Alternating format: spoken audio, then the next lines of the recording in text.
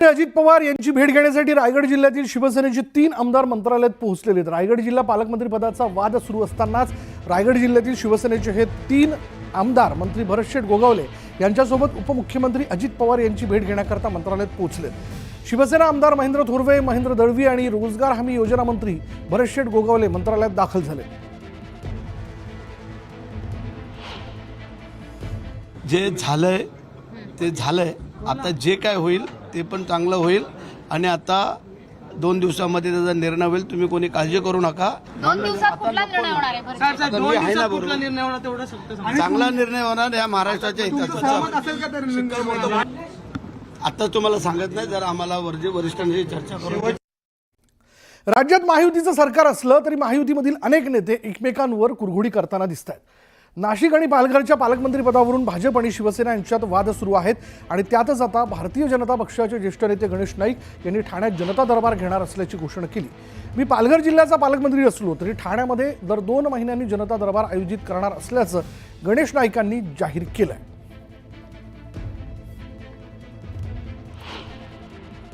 आता महाराष्ट्र थांबणार नाही, तो प्रगतीच्या पथावर गतिमान होईल, शक्तिमान होईल, प्रकाशमान होईल।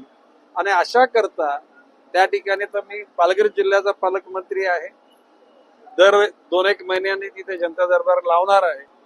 ठाण्यामध्ये दर 3 महिन्यांनी लावेल। नवी मुंबईमध्ये माझा मतदारसंघ म्हटलं तर दर महिन्याला जनता दरबार लावेल। शेवटी ही सरकारची संयुक्त जबाबदारी आहे।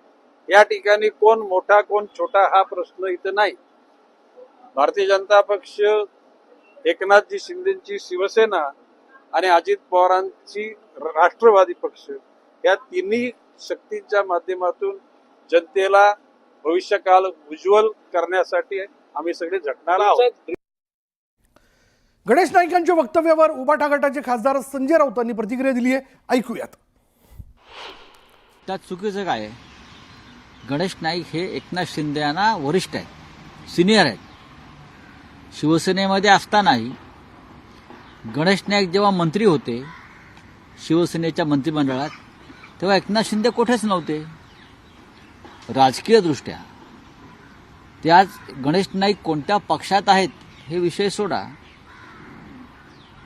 पण गणेश नाईक हे एकनाथ शिंदे यांना नक्कीच सिनियर आहेत, वरिष्ठ आहेत। त्याच्यामुळे त्यांचा अनुभव मोठा आहे, त्यांचा आवाका मोठा आहे आणि एक मंत्री म्हणून त्यांना तो अधिकार आहे आपापल्या मतदारसंघात किंवा जिल्ह्यामध्ये लोकांचे प्रश्न सोडवण्याचा।